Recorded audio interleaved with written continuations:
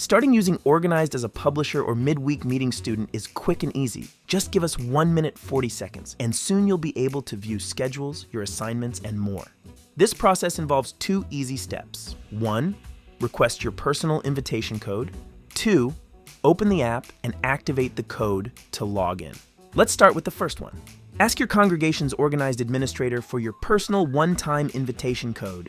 Using this code links your device to the correct congregation and person record, ensuring you access the relevant information. Once you have the code, open the app via the organizedapp.com link and click the Publisher or Midweek Meeting Student button. This option is for everyone except baptized brothers, namely baptized sisters, unbaptized brothers and sisters, and anyone who has assignments at the midweek meeting. If this applies to you, click this button.